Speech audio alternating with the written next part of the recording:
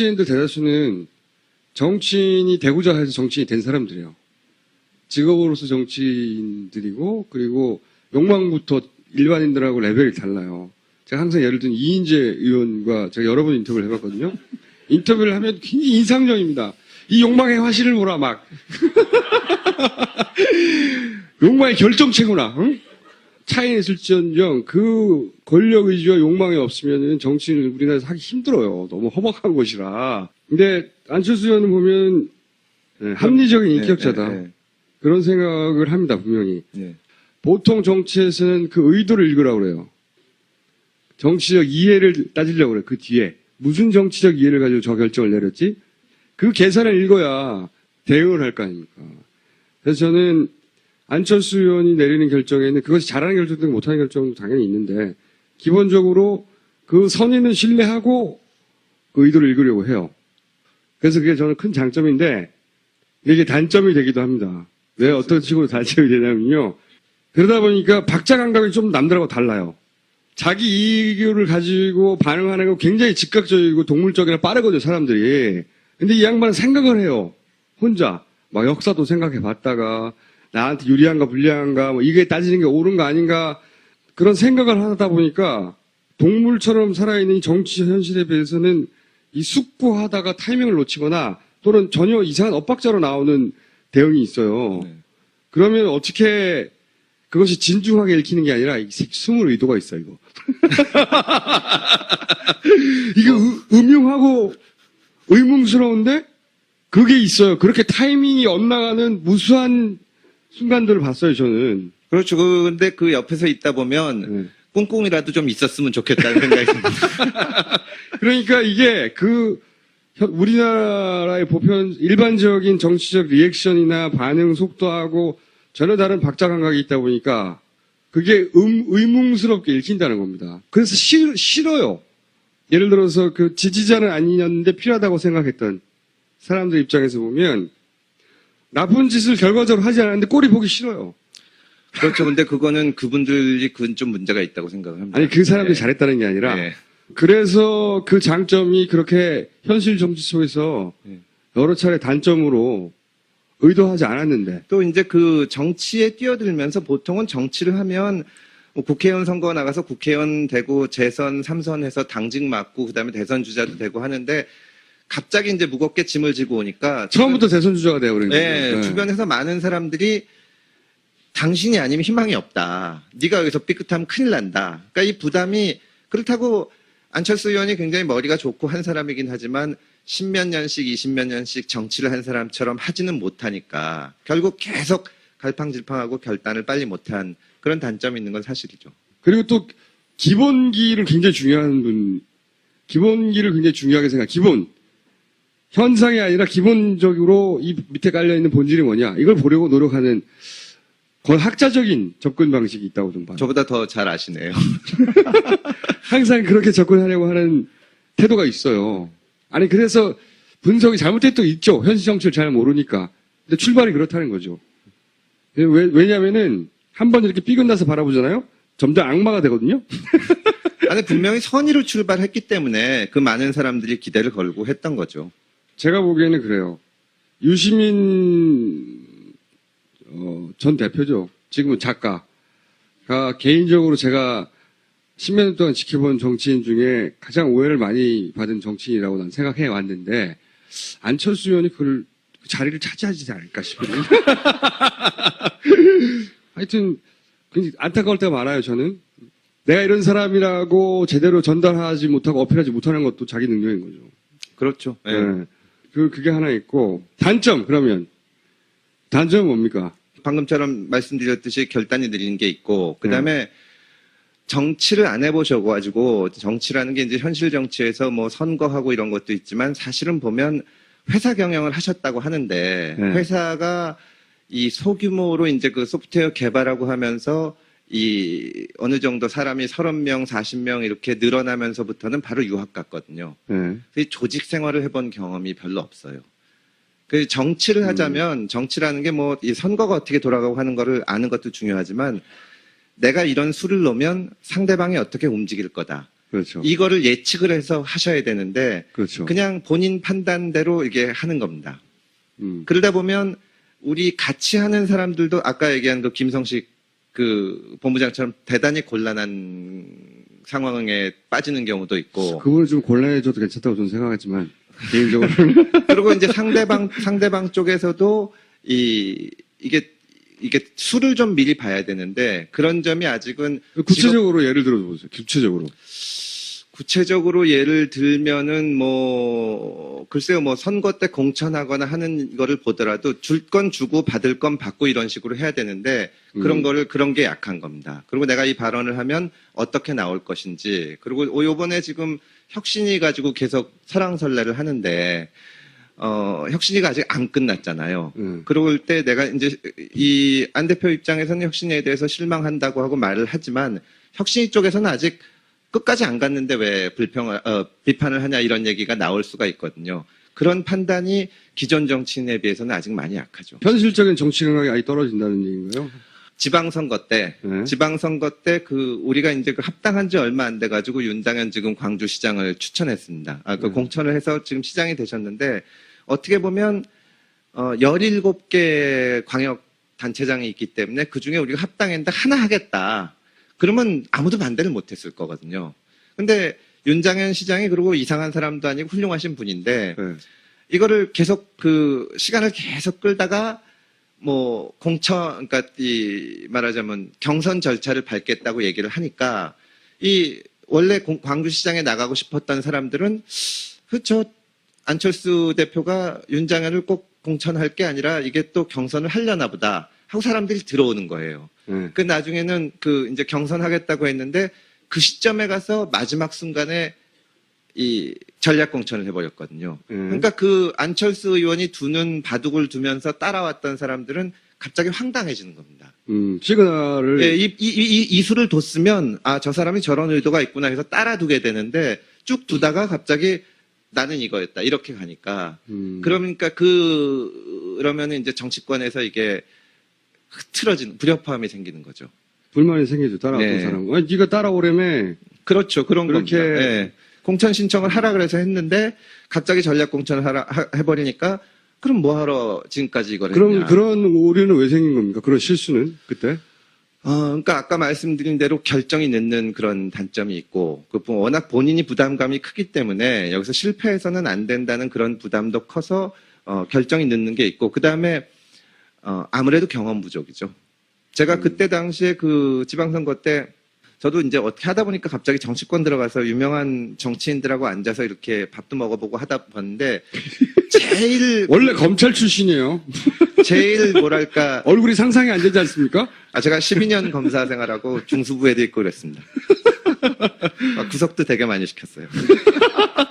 저런 얼굴로 어떻게 중수부에서 웃으면서 감옥 가. 대단히 무섭습니다. 왠지 인권 변호사스러운 얼굴인데 중수부에서 검찰이었습니다. 근데 이제 그때 제일 연예인하고 앉아 있었던 것 같은 기분을 느꼈던 게 박지원 의원하고 둘이 밥을 먹을 때였거든요. 이해갑니다. 저는 그게. 박지원 의원의 이미지가 어떻든지 간에 이분은 그런 정치권의 문법에 굉장히 밝은 사람이에요. 그리고 앉아있는 사람을 즐겁게 해줘요. 같이 그렇죠. 사람을. 말도 재밌게 잘하고. 매우 즐겁습니다. 네. 네, 그런 게 부족하신 거죠. 스킨십도 부족하고 정치적으로 사람을 어떻게 상대해야 되는가.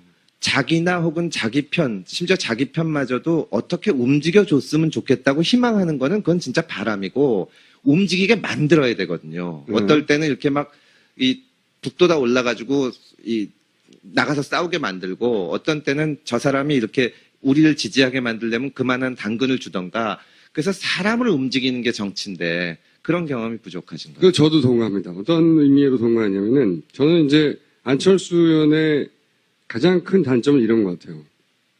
제가 보기에 아까 장점 말씀드렸는데 그 장점을 오해하는 거거든요.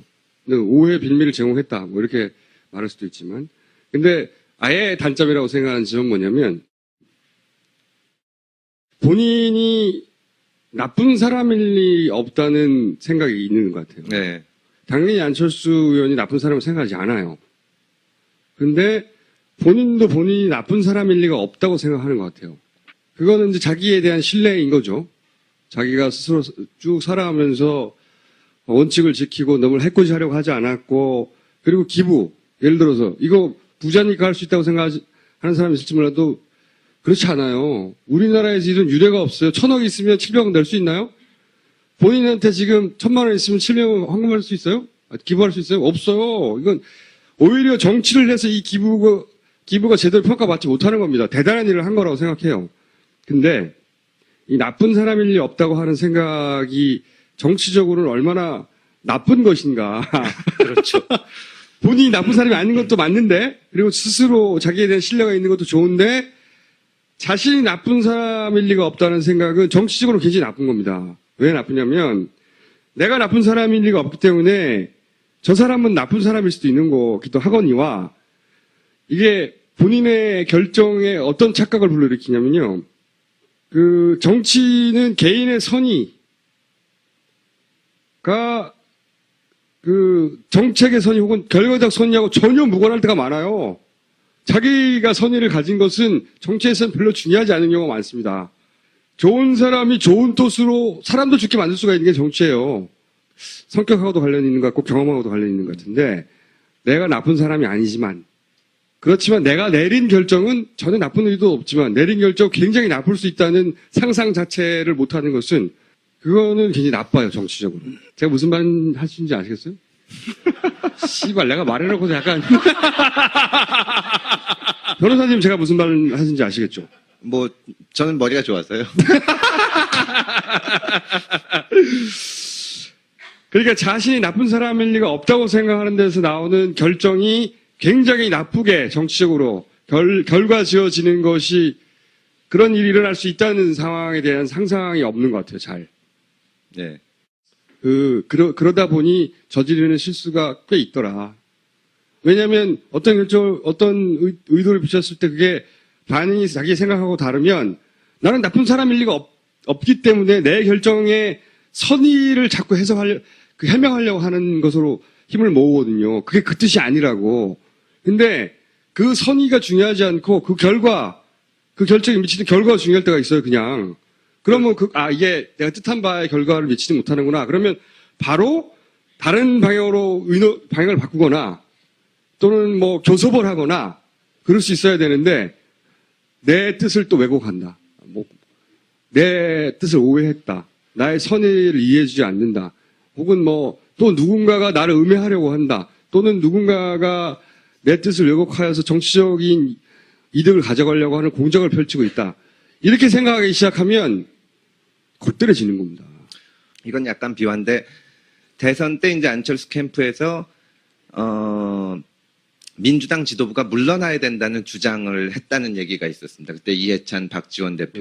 그래서 결국은 물러나셨죠. 결국은 물러나셨는데, 그걸로 굉장히 큰 원한을 이쪽으로 샀어요. 그렇죠. 그런데 이제 안철수 대표는 나는 그걸 주장한 적이 없다. 그리고 심지어는 그 당시에 이제 우리 쪽 캠프의 고위직과 저쪽 캠프를 통해서 이 말을 전달하게 돼. 우리의 진위는 그게 아니다. 이 사람들 물러나는 게 아니다. 물러나고 나서 그렇게 근데 했죠. 안 대표 입장에서는 자기는 그런 생각을 가지도 않았고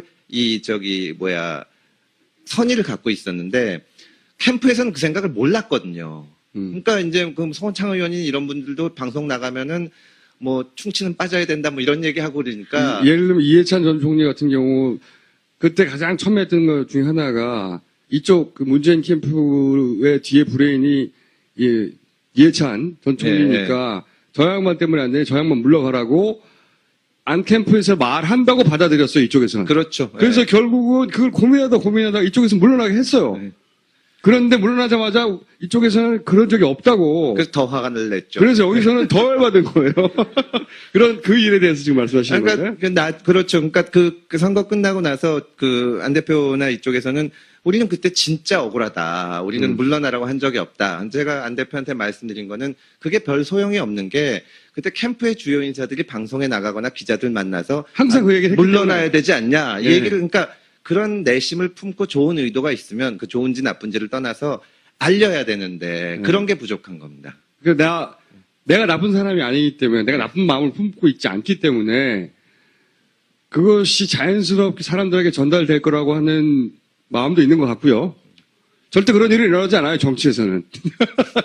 정치에서는 설명하고 해명하고 이해시키고 해도 안 돼요, 잘. 그래서 저는 이제 말씀하셨듯이 그 연결된 것 같은데, 그게 본인이 타고난 성정이 그러한 건지 아니면 정치의 경험이 부족해서 그런 건지는 전 잘 모르겠어요. 경험이 부족해서 그렇다고 생각하세요? 둘 다, 양쪽 다 요인이 있다고 생각을 합니다. 이제 정치를 경험을 그러니까 아까 말씀드렸듯이 그렇게 조직 생활을 많이 안 해봤기 때문에 저는 이 공무원 생활을 12년을 해보다 보니까 그 사내 정치나 사람들이 내가 생각하는 거랑 내가 발언하는 게 내 의도가 문제가 아니라 실제로 어떤 결과가 생기나 하는 게 중요한데 그런 경험을 많이 안 하셨고 또 성격 자체도 좀 뭐랄까 약간 그렇죠. 짠머리가 없는 분이다 보니까. 굉장히 좋게 생각하시는 면이 있어서. 근데 좋게 정치가로서는 그건 조금 좀 부족하다고 봐야죠. 좋게 생각한다는 거는 내가 선의를 가졌고 하면은 잘 받아들여질 것이다. 그러니까요. 사람들이 보면 안철수 의원이 또 대단히 뛰어난 점이 많은데 부족한 점이 있으니까 아니 저렇게 뛰어난 사람이 이것만 하면 되지 않나 하는 게 부족한 거거든요. 근데 사실은 야권 지지자들이 갖고 있는 그 정서를 공유하면서도 뭔가 새로운 거를 갖고 나오기를 바랬던 거죠. 그렇죠. 그게 그래서 이제 새정치 하니까 그게 한마디로 딱 먹힌 건데 그거를 만족시키기에는 너무 준비가 짧았던 겁니다. 그러니까 안철수 의원이 출마 선언을 해가지고 사퇴할 때까지가 66일인데 아무리 사람이 훌륭하고 이러더라도 그것만 가지고 대한민국을 이끌어 나가기는 부족하거든요. 그러니까 지금도 안철수 의원이 근본적으로 지금 어려움을 겪는 것이 제가 보기에는 아까도 말씀드렸지만 어떤 사태가 생기거나 사건이 생기면 굉장히 합리적으로 판단을 하는데 그 다음에 밀고 나갈 컨텐츠가 없는 겁니다. 김대중 대통령이나 노무현 대통령이나 굉장히 오랫동안 이거 하면서 우리 사회에 뭐가 문제인지 이걸 쭉 봤는데 물론 안철수 의원도 기업가로서 그걸 보긴 봤겠죠. 그리고 안철수의 생각 이런 걸 쓰면서 전반적으로 보기는 봤는데 문제점 파악을 넘어서 어떤 거를 제시하기에는 아직은 부족하다고 봅니다. 그것도 그렇고 제시할 때 제가 보기에는 이것이 전통적인 야권 지지자 혹은 자기를 지지할 가능성이 높은 사람들이 가지고 있는 정치적 감성에 맞게끔 해줘야 되는 건데 그 사람들이 새 정치를 기대하고 있긴 한데 뭔가 새로운 것만 기대하는 게 아니라 자기들의 감성에 맞게 새로운 게 등장하길 바라는데 자기 감성하고는 상관없이 새로운 게 나오는 겁니다. 그러니까 이 사람 누구지? 하게 되는 게 있는 거예요. 제가 보기에는 그 정치인들과의 스킨십 말고 그거는 뭐 열심히 하시려고 하겠지 요즘은 의식적으로라도 그거 말고 정치적 감성을 가진 일반인 유권자들하고 이 접촉면이 많아져야 될 것 같아요. 그 사람들 얘기를 좀 들어봐야 될까. 그게 한두 사람 만나고 될 일은 아니거든요. 그렇죠. 근데 그거 느리는 것도 그렇지만 그럼에도 불구하고 아직도 야권에서 많은 사람이 실망했는데 안철수 의원에 대해서 기대가 있고 또 뭐 한마디 하면 신문에 크게 나는 거는 기존의 야당에서 그 야당 지지자들의 감성을 안철수 의원보다 잘 이해하시는 분들도 지금 새로운 걸 못 내놓고 있거든요. 그분들은 새 것이 없는 거고요. 여기도 여기는 새로운 것이 있다고 손치더라도 여기하고 맞지가 않는 거예요. 경쟁을 해서 좀 다들 좀 나아졌으면 좋겠습니다. 자, 단점을 얘기하긴 하였으나 현실 정치니까 그 현실 정치에서 현재 가지고 있는 단점을 얘기하지 않을 수는 없어요. 근데 기본적으로 학습 능력도 있고 머리도 좋고 선의도 있고 너한테 손을 빌려서 뭐 뒷돈 받고 뒤통치고 그렇지 않은 사람이라는 건 분명하단 말이죠. 기본 자질은 훌륭한 거예요. 정치가 되기에. 거기서 이제 소위 지금까지 말하는 단점을 극복하고 그걸 넘어설지는 모르겠어요. 그건 남들이 만들어줄 수 없는 거니까. 근데, 자, 이제 안철수 의원에 대한 얘기는 그만하고 그건 직접 언젠가 모시게 하자고요. 근데 본인은 왜 나왔냐고요, 거기서. 저도 이제 사실은 2012년에 뛰어들어가지고 진짜 고생했거든요. 제가 알 바 아니고. 때려치고 했는데, 근데 저로서도 뭔가 최소한의 신의를 지켜야겠다. 그러니까 사람들한테 우리를 지지해달라. 뭐 텔레비전에 나와서 미친 듯이 얘기하지 않았습니까, 그때? 뭐 친구도 배신하고. 미친 듯이라기보다 그냥 미친 거 아니었나요, 그때? 아니, 그러고 이제 가까이는 그때 캠프에 있던 사람들 보고 이제 젊은 친구들도 많고 했는데 우리가 잘해보자. 하다가 어느 날 그냥 끝내버린 거예요. 그러니까 이 책을 보고 캠프에 있던 어떤 분이 이제 젊은 친구가 저한테 문자를 보내왔는데 몇 년 전에 남자친구한테 차였는데 왜 차였는지도 모르고 차였다가 이제 그 남자친구의 친구한테 이제 와서 얘기를 듣는 것 같다. 한 번도 설명을 못 들었어요. 사퇴하고 나서도. 그 다음에 전국의 수많은 사람들이 독자신당 창당한다 그래가지고 따라오고 집회마다 나오고 했는데 갑자기 민주당하고 합당한 다음에 한 번도 설명이 없었습니다. 저는 그건 안 대표가 반드시 해야 된다고 생각을 했는데, 물론 제가 대표인 것은 아니지만 제가 그 앞에서 가장 이제 크게 떠들었는데, 지금도 사람들 만나면 그때 왜 사퇴를 했냐, 왜 민주당이랑 합당을 했냐고 얘기를 해요. 근데 그래서 한 번에 답하신 거구나. 네, 하도 귀찮아가지고. 한 번은 그 잘못했다. 정말 우리가 부족해서 잘못한 거다. 그 반성문을 쓴 겁니다. 그러니까 본인은 그건 알겠는데 본인은 왜 나오셨냐고. 안철수 사람이건 안철수 사람이 아니건 간에 제가 2012년에 나올 때도 재선거에 나온 게 아니라, 그때는 저 나름대로 이명박 정부를 겪으면서 어떻게든지 정권 교체를 해야겠다. 좀 있으면 박근혜 될 텐데 이러면 지금 다 아시지 않습니까? 이렇게 될 게 분명하다고 생각해요. 궁금한데요. 검찰 내도 그렇게 생각하는 사람 많아요? 저 정도 있죠. 근데 제가 옛날에 검찰 내에서 그 교육받다가 국가보안법에 대해서 어떻게 하면 좋겠냐고 해가지고 설문조사를 했는데, 제가 폐지라고 써고 무기명이니까. 네. 근데 어떤 폐지라고 쓴 게 한 명이에요. 그래서 들켰구나. 그래도 제가 검찰에서 되게 잘 나갔습니다. 정말.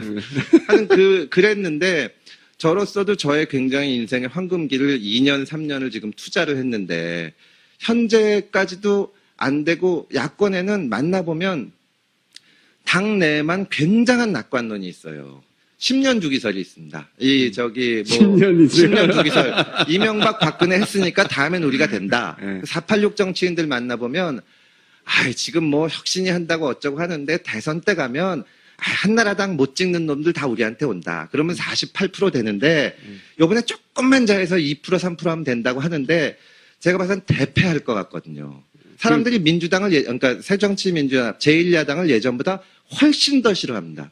새누리당이 아무리 못하고 박근혜가 아무리 못해도, 그러니까 못 살겠다 갈아보자 하면 못 살겠다까지는 동의를 하는데, 그러니까 우리 찍어주세요 그러면 진짜 본 척도 안 하거든요. 저는 그걸 고치려면 어차피 우리 온다거나, 혹은 우리가 앞으로 뭘 해보겠습니다든지, 혹은 뭐 반기문을 데려오겠습니다든지 이런 거 할 게 아니라, 우리가 뭐가 문제인가, 우리가 이렇게 잘못했다, 그거를 솔직하게 고백하는 과정이 있어야 된다고 생각을 하는데, 제가 무슨 당대표도 아니고 앞으로 이렇게 합시다 할 수는 없으니까 저부터 한번 해본 겁니다. 그러니까 근데 안철수 진영을 왜 떠났냐고요. 제가 궁금한 그게 건데. 이제 말하자면은, 안철수 진영을 떠난 게 아니라, 네. 그때는 안철수 후보를 중심으로 모인 사람들이 정권 교체가 가능할 거라고 생각을 했던 거고, 그러니까 저는 그때 안철수를 처음 본 거지, 어떻게든지 안철수를 대통령을 만들어 보자든지, 안철수라는 인물이 정말 천재라서 메시아라서 우리나라를 구원해 줄 수 있으리라고 생각해 본 적은 한 번도 없어요. 근데 대선 때 실패하고 독자신당 만든다 그러고 실패하고, 합당 이후로도 예전에 저희가 싫어했던 야당 모습과 한치도 변하게 못 보여주고 있는데, 그러면 이제 이거를 반성하고 새로운 거를 해보자 이거지, 안철수 의원을 떠나고 말고 하는 거랑은 관계가 없는 겁니다. 하여튼 떠났잖아요. 지금 그러니까 애초부터 일 때문에 모인 셈이죠, 지금은. 그러니까 그 선거 때 같이 정권 교체를 해보자고 모인 거지. 그러니까 어쨌든 떠나긴 떠나셨죠. 떠났다면 떠난 거죠. 떠나긴 떠났잖아요. 지금은 같이 일은 안 합니다. 그렇지, 네. 떠난 거예요. 그러니까 항상 그 시점에서 가장 올바른 방향으로 가야 되는데, 지금 이제 안 대표 주변에 모여서 캠프에 있던 사람들 중에 지금 같이 계신 분들이 없어요.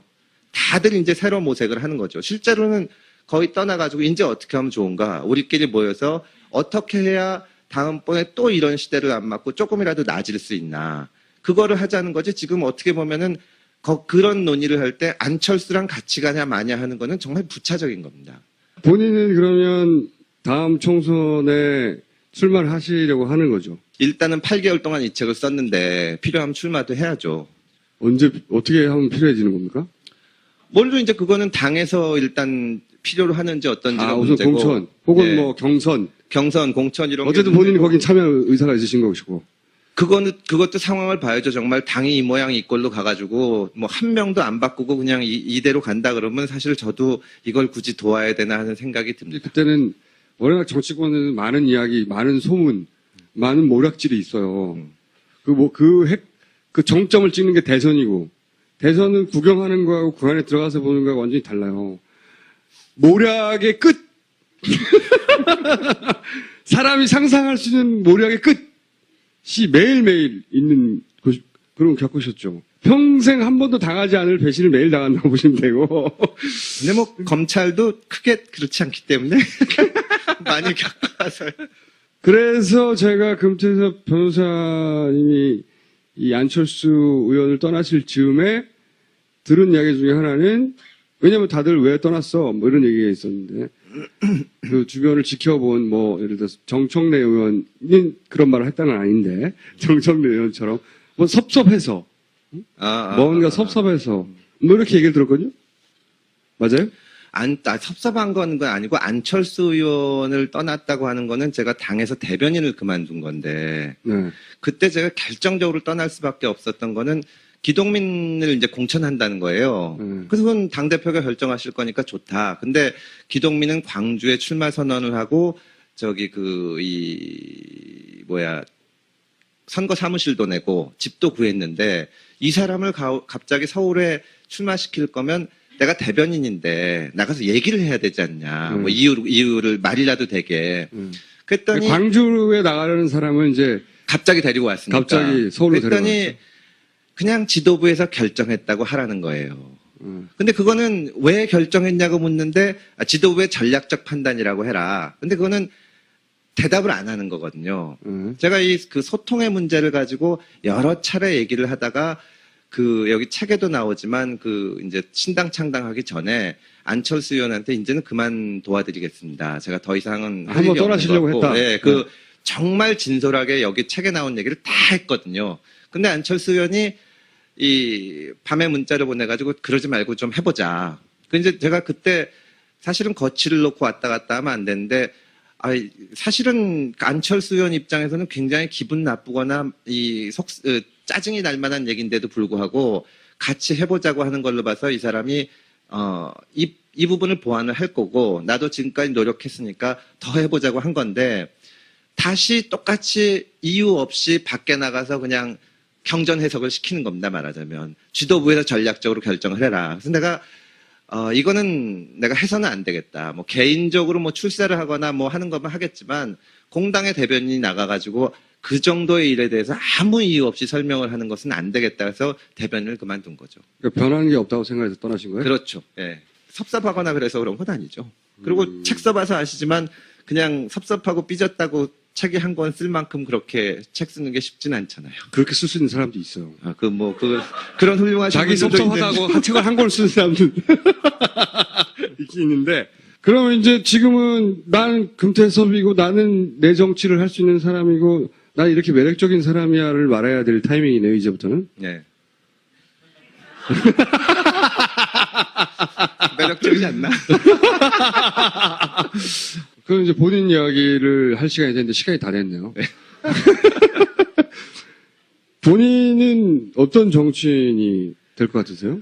글쎄요, 뭐 지금은 제가 미래 얘기를 얘기하는 거는 아까도 말씀드렸지만 좀 건방지고 그럴 시점도 아닌 것 같고, 지금은 이 과거에 제가 했던 거를 쭉 썼고 보여드렸고 거기에 대해서 반성을 하는 시간이라고 생각을 합니다. 좀 더 시간이 지나야 뭐 다음에 한 번 더 불러주시면 제가 앞으로 어떻게 할지 말씀을 드릴게요. 제가 개인적으로는 안철수의 금태섭이 아니라 그냥 금태섭의 이야기도 들어볼 만한 가치가 있는 사람일까 아닐까 우리가 판단해야 되잖아요. 그래야지 표를 줄지 말지 결정할 수 있는데, 이 금태섭 의원님 아니죠? 한겨레에 굉장히 큰 파장을 일으킨 사설로 사실은 유명해진 분입니다. 한겨레에 정확한 제목은 생각 안 나는데 대충 어떤 뜻이냐면 검찰에 끌려갔을 때 이렇게 대응하라고. 네, 현직 검사가 말하는 수사 제대로 받는 법이었죠. 그걸 검찰 있을 때 한 거예요. 그 잘린 거야. 잘린 거 아니에요? 나왔죠. 보통 나온 사람들은 잘린 거를 나왔다고 표현하죠. 아니, 검찰에서 잘 나가고 있는데 왜 나와요? 지금까지 금태섭 변호사였습니다.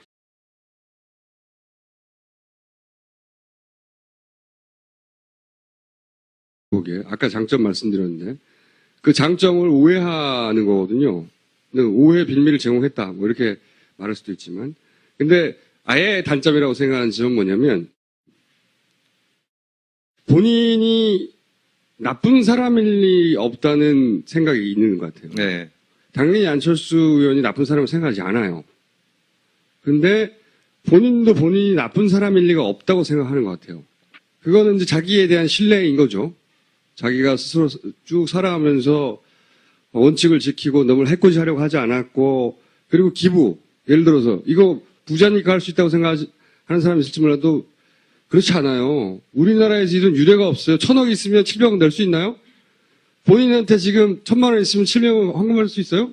기부할 수 있어요? 없어요. 이건 오히려 정치를 해서 이 기부가 제대로 평가받지 못하는 겁니다. 대단한 일을 한 거라고 생각해요. 근데 이 나쁜 사람일 리 없다고 하는 생각이 정치적으로는 얼마나 나쁜 것인가. 그렇죠.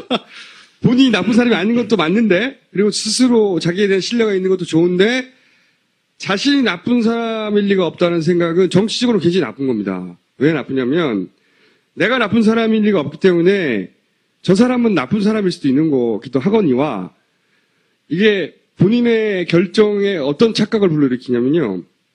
그 정치는 개인의 선의가 그 정책의 선의 혹은 결과적 선의하고 전혀 무관할 때가 많아요.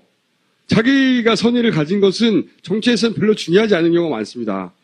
좋은 사람이 좋은 뜻으로 사람도 좋게 만들 수가 있는 게 정치예요. 성격하고도 관련 있는 것 같고 경험하고도 관련 있는 것 같은데, 내가 나쁜 사람이 아니지만, 그렇지만 내가 내린 결정은 전혀 나쁜 의도 없지만 내린 결정 굉장히 나쁠 수 있다는 상상 자체를 못하는 것은, 그거는 굉장히 나빠요, 정치적으로. 제가 무슨 말 하시는지 아시겠어요? 씨발, 내가 말해놓고도 약간. 변호사님, 제가 무슨 말 하시는지 아시겠죠? 뭐 저는 머리가 좋아서요. 그러니까 자신이 나쁜 사람일 리가 없다고 생각하는 데서 나오는 결정이. 그렇죠. 근데 그거는 그분들이 그건 좀 문제가 있다고 생각합니다. 아니, 그 사람들이 네. 잘했다는 게 아니라. 네. 그래서 그 장점이 그렇게 현실 정치 속에서 여러 차례 단점으로 의도하지 않았는데. 또 이제 그 정치에 뛰어들면서 보통은 정치를 하면 뭐 국회의원 선거 나가서 국회의원 되고 재선 3선해서 당직 맡고 그다음에 대선 주자도 되고 하는데, 갑자기 이제 무겁게 짐을 지고 오니까 처음부터 대선 주자가 되어버린 거예요. 네, 주변에서 많은 사람들이 당신이 아니면 희망이 없다. 네가 여기서 삐끗하면 큰일 난다. 그러니까 이 부담이, 그렇다고 안철수 의원이 굉장히 머리가 좋고 한 사람이긴 하지만 10몇 년씩 20몇 년씩 정치를 한 사람처럼 하지는 못하니까 결국 계속 갈팡질팡하고 결단을 빨리 못한 그런 단점이 있는 건 사실이죠. 그리고 또 기본기를 굉장히 중요하게 생각. 기본. 현상이 아니라 기본적으로 이 밑에 깔려있는 본질이 뭐냐. 이걸 보려고 노력하는 거의 학자적인 접근 방식이 있다고 좀 봐요. 저보다 더 잘 아시네요. 항상 그렇게 접근하려고 하는 태도가 있어요. 아니, 그래서 분석이 잘못된 또 있죠. 현실 정치를 잘 모르니까. 근데 출발이 그렇다는 거죠. 왜냐면은 한번 이렇게 삐끗나서 바라보잖아요. 점점 악마가 되거든요. 아니, 분명히 선의로 출발했기 때문에 그 많은 사람들이 기대를 걸고 했던 거죠. 제가 보기에는 그래요. 유시민 전 대표죠. 지금은 작가가 개인적으로 제가 10몇 년 동안 지켜본 정치인 중에 가장 오해를 많이 받은 정치인이라고 난 생각해 왔는데, 안철수 의원이 그 자리를 차지하지 않을까 싶어요. 하여튼 굉장히 안타까울 때가 많아요. 저는 내가 이런 사람이라고 제대로 전달하지 못하고 어필하지 못하는 것도 자기 능력인 거죠. 그렇죠. 네. 네. 그게 하나 있고, 단점, 그러면 단점은 뭡니까? 방금처럼 말씀드렸듯이 결단이 느린 게 있고, 그 다음에 정치를 안 해보셔가지고, 정치라는 게 이제 현실 정치에서 뭐 선거하고 이런 것도 있지만, 사실은 보면 회사 경영을 하셨다고 하는데, 네. 회사가 이 소규모로 이제 그 소프트웨어 개발하고 하면서 이 어느 정도 사람이 30명, 40명 이렇게 늘어나면서부터는 바로 유학 갔거든요. 네. 시그널을. 네, 이 수를 뒀으면, 아, 저 사람이 저런 의도가 있구나 해서 따라두게 되는데, 쭉 두다가 갑자기 나는 이거였다. 이렇게 가니까. 그러니까 그러면은 이제 정치권에서 이게 흐트러지는, 불협화음이 생기는 거죠. 불만이 생기죠. 따라왔던 네. 사람. 아니, 네가 따라오려면. 그렇죠. 그런 그렇게. 겁니다. 네. 공천 신청을 하라 그래서 했는데, 갑자기 전략 공천을 해버리니까, 그럼 뭐하러 지금까지 이걸 했냐. 그럼 그런 오류는 왜 생긴 겁니까? 그런 실수는 그때? 그러니까 아까 말씀드린 대로 결정이 늦는 그런 단점이 있고, 워낙 본인이 부담감이 크기 때문에 여기서 실패해서는 안 된다는 그런 부담도 커서 결정이 늦는 게 있고, 그 다음에 아무래도 경험 부족이죠. 제가 그때 당시에 그 지방선거 때 저도 이제 어떻게 하다 보니까 갑자기 정치권 들어가서 유명한 정치인들하고 앉아서 이렇게 밥도 먹어보고 하다 봤는데 제일 원래 검찰 출신이에요. 제일 뭐랄까 얼굴이 상상이 안 되지 않습니까? 제가 12년 검사 생활하고 중수부에도 있고 그랬습니다. 구석도 되게 많이 시켰어요. 저런 얼굴로 어떻게 중수부에서 웃으면서 감옥 가. 대단히 뭐 무섭습니다. 왠지 인권 변호사스러운 얼굴인데 중수부에서 검찰이었습니다. 근데 이제 그때 제일 연예인하고 앉아 있었던 것 같은 기분을 느꼈던 게 박지원 의원하고 둘이 밥을 먹을 때였거든요. 이해갑니다. 저는 그게. 박지원 의원의 이미지가 어떻든지 간에 이분은 그런 정치권의 문법에 굉장히 밝은 사람이에요. 그리고 앉아있는 사람을 즐겁게 해줘요. 같이 그렇죠. 얘기하는 사람을.